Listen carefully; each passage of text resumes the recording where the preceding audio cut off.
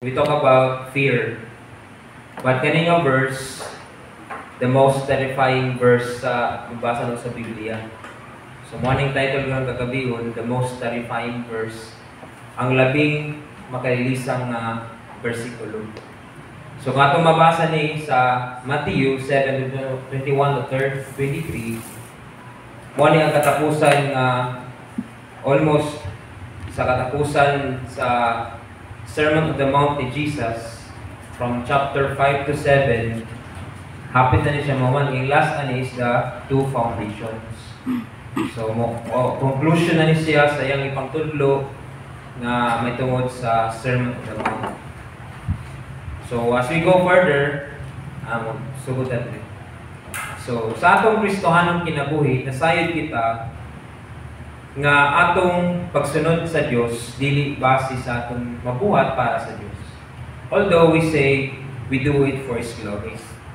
We confess with all our heart Jesus is our Lord and Savior. We don't do profess but still not doing the will of God. Again, this passage is not referring to losing our salvation. This passage is talking about these people were not Christian at the first place. Kung atong subayo na ang context aning passage, ato ning masabtan kung basaw nato ang sugod sa Matthew 7 verse 15 to 18. Kung basaw nimo siya 15 to 18, nagaikon diri nga beware of false prophets who comes into you sheep clothing but inwardly are ravenous wolves. Napo diri naging pa napay grapes and thistles, grapes and figs. Napo siya thorn bushes and thistles. Napo mayong kahoy, mayong daot nga bunga, ug daot nga bunga, mayong bunga ug daot nga bunga. So gi-differentiate, illustrate siya nga naidto ka klase nga tao along the way sa katapusang adlaw nga nay adlaw sa pag-ubong. So daghan mo sulti mingon nga Ginoo ug ilang isulti ang ilang nabuhat in the name of Jesus. Pero ang Ginoo musulti kanila, wala ako makaila kaninyo. Mo nay hadlok terrifying mo, wala ako kaila kaninyo, palayo kanako. Palayo kamo kanako. Kamo nga nagbubuhat og dautan or lawlessness. So nagpamatuod nga ang ilang nabuhat gihimo para sa ilang kaugalingon himaya. The works were done for their own glory. So kaning ilang pagtuo nga pag makasulod sila sa langit pinaagi sa mga milagrosong mga kalampusan o mga achievements o mga buhat na bisan unsang mahimo diha sa pangalan ni Jesus. Basahon nimo nagbuhat sila og miracles, naga-prophesy sila, naga-cast sila demons, o naga-perform sila many miracles. Mo na isulti nila sa Ginoo sa panahon sa tapos ang adlaw sa paghukom, mo nila isulti. So not everyone say me, Lord, Lord, will enter the kingdom of heaven. Kung imo analyson, kani mga tao na sila yung pag-ila sa Dios. Pero kung basahin mo sa 23, wala kaila ang Ginoo sa ilaha. So they think, sa ilang una na silang ipangbuhat, kaila ang Diyos sa ilaha. Pero ang Diyos, wala kaila sa ilaha. So sakit kayo, pag nana ka sa Judgment Day, naunanin mo, nagbuhat mo tanan sa pangalan ni Jesus, pero yung sunod na Ginoo, wala ko kailangan mo. Depart from me. Mura makatuloy dito, nawa na. Wa na balikan, patay naman ka, di na wa na makaipakita. Tanan, nakita naman sa Diyos. So, man ay atong pananigsoon na diha sa atong masabtan, kining kinabuhing dayon, ang pagsunod nato sa kang Kristo is we follow the will of God. Nga mao ang pagtuo nato sa anak sa Diyos. Ang basahon nimo sa verse 21. He who does the will of my Father who is in heaven will enter.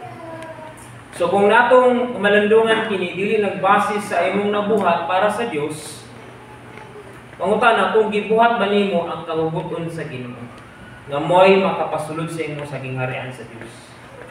So nay pangutana ang atong tubagon kagabihon, how do we know that we are true believer and do not belong to the group of people mentioned?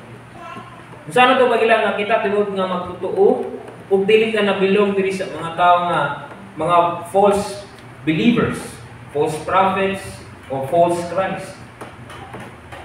Saan ito paghibaluan ni? Number 1, a true believer is one who does the will of God and does not lead people astray.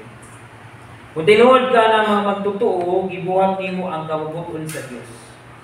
Every one of us, mamugin natong ginasunod, will of God, will of God, will of God. Every decision nato, will of God ginasunod. So, sa ministry, will of God ba ni? Nga natay outreach, will of God ba ni? Natay crusade, natay medical mission mo nato ginang mo ba ning will sa Lord? Will ni God or akong will? So makita na mo, kung basahon nimo ang ganin na passage, ang ilang ginabuhat is para silang kabulihon. Kasagaran karon na agad mahitabo. Mananay mahitabo nga mag-prophecy nga false prophet, false teacher. Karon naghanay na ng gawas na karon. Mao na ang malayo sila sa Dios, malayo sa tinuod nga gospel. Instead, nahimo ng entertainment, nahimo na og murabisko ng simbahan. As long as maka-flip lang og spirit, mo na ilang punto. Pero ang change of heart, wala nila na igukit. So, mo ni ang kabuputon sa Dios, ato ni siyang may balaan, kung isunod kita sa iyang gusto. Kunahin yung Biblia, sa John 6:28 to 29. Juan 6:28 to 29. Muna yung makafollow ta sa will ni Lord. Ganina tayo, muna itong feeding of 5,000.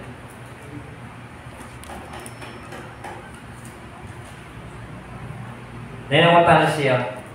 Therefore, they said to him, "What shall we do so that we may work the works of God?" Sa ito bang Jesus? Jesus answered and said to them, "This is the work of God, that you believe in Him who has sent." So ang will sa Ginoo sa atoa, mutuo ta sa gipadala sa amahan diri sa kalibutan. To believe in the Son of God, the Son of the living God. So diyan nato makuha nato nga mo nang will sa Ginoo. Dili basihan ang imong perform sa nabuhat para sa Ginoo, kundi nituo ba ka sa anak sa Dios na gipadala sa amahan sa langit. So mo na siya nga atong i-examine ourselves kung nakaila ba ta. Kita ba mga tao nga mo nagpalayo sa mga tao sa Ginoo, or kita nagigamit sila ng magduol sila sa Ginoo. So anong will makaila gid ka sa Ginoo? Dili ta mahimong false believer. True believer gid ka. So napag sa ingon ni Paul, 1 Corinthians chapter 8 verse 3. If anyone loves God, he is known by Him. Kung nahigugma ka sa Diyos, nakaila sa imo. Dili na base sa imong nabuhat para sa Diyos. Ang pangutana, nahigugma ba ka sa Ginoo?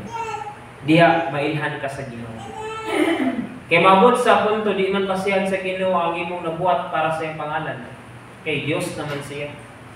Mangutana kung nakaila ba ka sa iya, nagipadala sa amahan sa langit. So diyan nato makuha na ang Ginoo walay matago sa iyang presensya. Tanan ma-reveal abot sa katapusang adlaw, makita ang atong ginabuhat ug tinuod ba ang atong gituhuan ba nato siya. Nasa John 20:31, John 20:31, therefore many other signs Jesus also performed in the presence of His disciples, which are not written in this book. But these have been written so that you may believe that Jesus is Christ, the Son of God, and that believing you may have life in His name. Sa tanan gisulat, may tungod kang Jesus. Ang ikuan diri believing sa anak sa Dios, Jesus Christ, Son of God. Nakita mo to sa iyaha. Even si Pablo, wala siya nagbase sa iyang kaabtikon sa pagpanunti. Wala siya ang iyong una dili niya ipalayo ang mga tao sa Ginoo kundi ipaduol din niya. Mo nang wala siya naggamit og kaalam niya para ang mga tao ma-persuade, kundi pinaagi sa gahom sa Dios. 1 Corinto 5 at 2:5. Kaya kung kita nagamit ta og kaalam nato na dili gahom sa Dios, ang mga tao di kita mabago. Dili na makita ang tinuod. Mana makayon ka, ano ko feel ni simbahan? Nati something ba? Na something nga dili maayo. Kaya ikaw, tinuod na yung believer, masense man na mo nga something dili maayo dili ka church.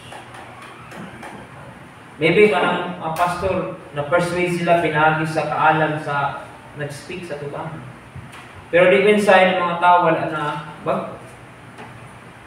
Kita man yun sa Facebook na magdebate, i-bash dahil ka sa Facebook na mali ang pagtulunan sa uban sa denomination.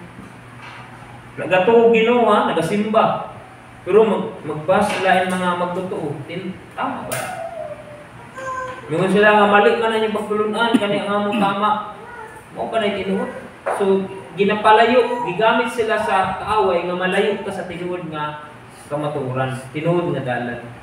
Ras kita ng mga magtutuo sa Ginoo, gibuhat ang tawgon sa Ginoo nga sila dili sila malayo sa Ginoo, kundi makailagid sila. Despite na amantay denomination, atay mga pangalan sa simbahan, pero nga to yung punto ang goal makailagid sila sa Ginoo.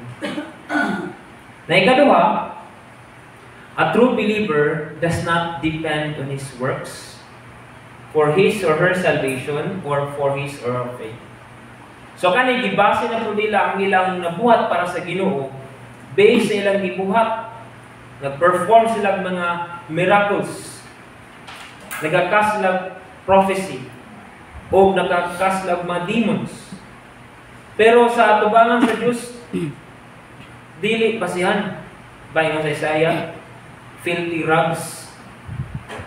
Muna isulti nila, i-claim nila na ilan nabuhat ni para sa pangalan ni Jesus, in your name. Kung basahan niyo, in your name, nagigisa, capital, kung sa inyo sa English Bible, naging capital your, dili sa small letter, na Y, your name. In your name. So pasabot, ang ilang gibuhat ni para sa pangalan ni Jesus. Pero ang katapusan, I do not know you. Depart from me.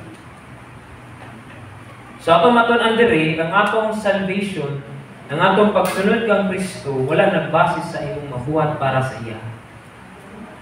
Because you are saved by grace through faith. But they claim na ilan nabuhat ni para kang Kristo. Ingon sa Matthew 24:24, for false prophets or false Christ will arise and perform great signs and wonders, so as to lead astray, if possible, even the elect. Makakita kag na mga churches nga grabe ka successful, though we cannot judge them. May ilan man nasa pag-abot ni Kristo. Mga ikaw, successful, magkaayo pag-abot sa church nato, pero di mo makita nga nag-realize, makambak-ambak na manganta, kaya magwaragig, makayo na worship with ba? Muna pag di na ito ma-judge ko ng mga tao yan, kaya mo kinailang ang ilang theology po, nga ipon yun ang emotion. I-afflict yun ang spirit maka muna taas kaya ang pagkanta, sa gamubo lang ang pulong sa Ginoo, kaya mo kinailang pagtulunan. Pero as a believer, manang dili nagbase sa unsang kataas nga kanta, kay everyday mo nag-worship man ka sa Ginoo. Kani siya, paabot na sa simbahan, sa part na ang imong kalipay sa Ginoo. Nga imong mukanta ka para sa iyang pangalan. Pero, ginabase sa nila kung sa ka maayo sa church. Ang worship service, smooth kaayo, appealing kaayo sa mga tao. Nato ikaw ba na mga pastor sa Dagupan City? Naglisod siya kay tanang mga simbahan, nagdikit-dikit. Then nag-competition ang pag-invite ng mga tao. Panindot kay sa worship, sa music, sa kanta, sa flow sa kanta, daigi ka sa Ginoo. Na problema niya kay wala na siya mga instrumentalist manugtugay. Kaya ba nag-graduate na, silang lang yun na po. So mo na i-struggle ko sa Manila, kay mo na competition kay sa worship. Kita ba mo sa YouTube, nindot ka ilang flow sa kanta. So kung mo man na yan theology, pero sa katapusang adlaw, dili na basehan sa Ginoo nga iunsa nimo pag-perform para sa iya. Ang pangutana nito ba ka sa gilak sa Dios. Mora ra mo nagmusulti ka nga rap, kabalo kang basketball. Oo, kabalo. Sige, dula ta. Pag dula, hindi mo kabalo kay mo dula. Ingon kabalo ka mo dula basketball. Di mo naman na kabalo, hindi kabalo mo unsa gid ang pagdula basketball. Volleyball. Kabalo ang volleyball, kabalo mo dula. Pero hindi kabalo, maglisod pa. Mo na daghani mo claim nga Christian po ko, anak ko relationship sa Ginoo, pero dili day Ginoo. Wala di ko kaila sa Ginoo. Simba ka, pangutanan nimo, musa nimo devotional time, prayer time. Wala na gigasto. Pero active sa bulaton sa Ginoo, active sa ministry. Pero sa personal sa Ginoo, inay. Wala nag-grow. Mo nang passion gid sa ministry, pero wala gid passion sa relationship sa Ginoo. Gani sila, passion sila sa bulaton sa Ginoo, in your name ko dilang gibuhat. Para sa imo Kristo, sa Ginoo among ginabuhat. Nusulti pa sa Lord, Lord, gibuhat na mo ani para sa iyong pangalan. Makita nimo, na sila intimate gyud nga gibuhat na ko ni. Pero along the way, sa katapusan nila, natubang na sila sa Ginoo, ang isulti lang, I do not know you. Murag wala kag ila. Gibuhat man imong tanan, pero kag ila. Unsa di akong gibuhat ato? Wala. Useless. Kapoy-kapoy ra ka ato. Pero sa una ko nagibuhat naman para sa Ginoo. Nagibay mo na nagibasa. Lord, di ako man naghihimo buhat para sa imo ha. So mo na itong i-reflect iso. Terrifying yan siya kung makadugog ka ani nga verse. Sa ato dili man ta mahadlok ani. Kaya wala man nag-base ang atong works sa atong nabuhat. By faith man ta in Christ alone. Ikatulo, a true believer is one who walks in the righteousness of God. That's the last. Then I will declare to them, I never knew you. Depart from me, who you who practice lawlessness. So when we say lawlessness, sa 1 John 3 verse 4, who breaks the law. Sin is lawlessness. So kung lawlessness, ikaw musupak ka sa balaod sa Ginoo. Rebellious ka. Musupak ka, di ka musunod sa iya. Diba itong thing karon who fears God. So Psalms 1 verse 2, who delights is in the law of the Lord. He meditates day and night. Psalms 119 verse 174, I long for your salvation, O Lord, and your law is my delight. So iyang ikaw na ito diri nga, kung ikaw naglakaw na sa matarong sa Diyos, ginasunod nimo ang balaod sa Ginoo. Sa balaod sa Ginoo sa Old Testament, 10 kapulong ka buok. Pag-abot ito sa New Testament, summarize na sa duha. So kung imo nang ginabuhat, you are walking in the righteousness of God. Nahadlok ka sa Dios. Diba, last Sunday, do not equally yoke with unbelievers. So may partnership sa righteousness and lawlessness. So kani mga tao, makita nimo ni sila sa ilang fruit ginabuhat. Basahon nimo sa verse 6:18. Oh, a good tree cannot produce bad fruit, nor bad tree produce good fruit. 19. Every tree that does not bear good fruit is cut down and thrown into fire. So then you will know them by their fruits. Ang ilang ginabuhat is against sa Ginoo. They practice lawlessness. So wala sila nagsubay sa gusto sa Diyos sa ilaha.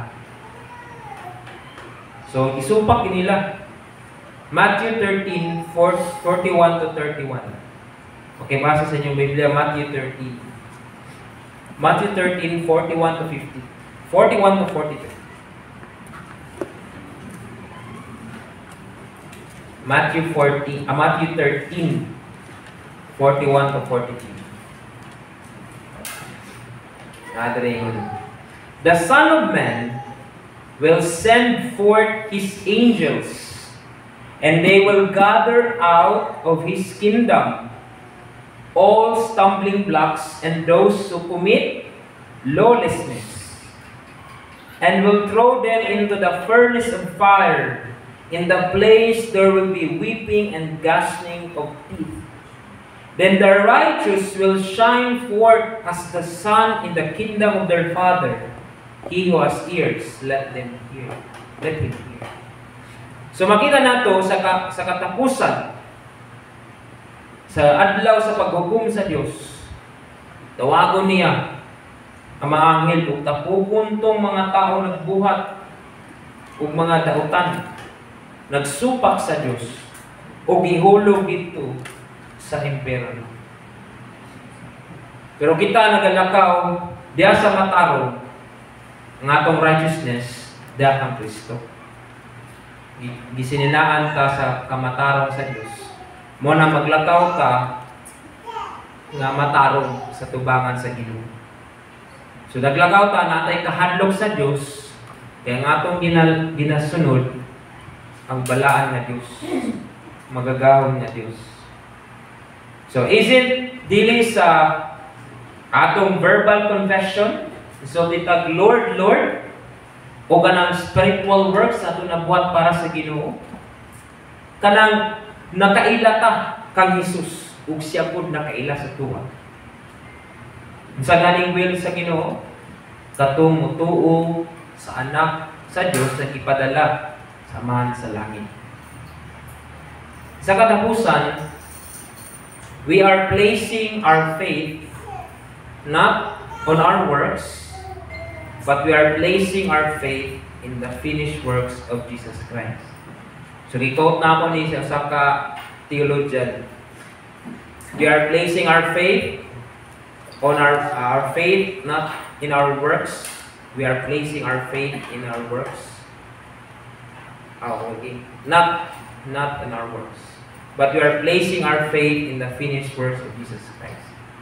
Sa pagkatubang nato sa Ginoo, dili ta kailangan mahadlok aning zone. Dili ni para sa kani para sa mga tao wala gid kaila sa Dios o ginabuhat nila ang mayong butang para makasulod sila sa gingharian sa Ginoo. Ang kita nagatuo na si Jesus mo anak sa Dios nagipadala sa man sa langit ug ato siya gituhuan gikahadlokan gialagaran simba nga siya gid ang atong Dios mula sa kinabuhi. Ato i-check atong self kung siya ba kinakaila ba kita sa iya. Kung i-base ba nato ang atong ginabuhat sa simbahan para sa atong glory or sa Ginoo.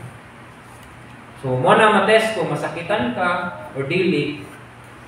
Masakitan man ka, i-base nimo sa imong i-base nimo sa.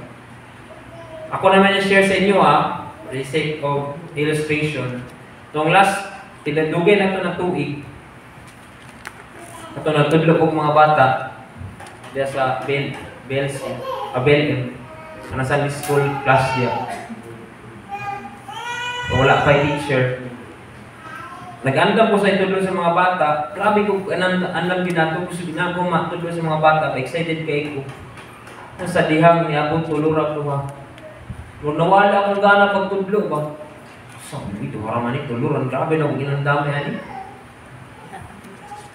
Maluya ka ba sa magbase sa kadagat sa tao? Pag-abot sa nag-eskwela ko, ako po niya siya share dito sa akong testimony. Manabiskan, magamay madaghan, muwali ko, dili mapikto ko. Kaya kung ginawa nagtanong sa kuha. Muna, ang imong ginabuhat is doing the will of God. Dili magbase sa kadaghan, unsa imong mabuhat para sa Ginoo. Kundi ikaw ang bantay. Imong heart, prepare ba imong heart or you do it for your own self? Muna pag abot sa tubangan sa Ginoo, Lord, imo ning tanan, imo ra kong ipiyala ning kaalam, nga kusog, nga kabarok sa imuha, makatudlo, maka-ministry, all by grace. Nang abot sa Ginoo, well done, my faithful servant. Dili kang sulti, Lord, gibuhat mo lang ako tanan na. Hindi mo ko makasulod. I depart from me and I don't know you. Hadlo ka. Pero, tamano ka na iso. Kaya itong ginasunod si Kristo. So let us stand and let us all pray. Our Heavenly Father, we praise you and thank you. Lord, thank you.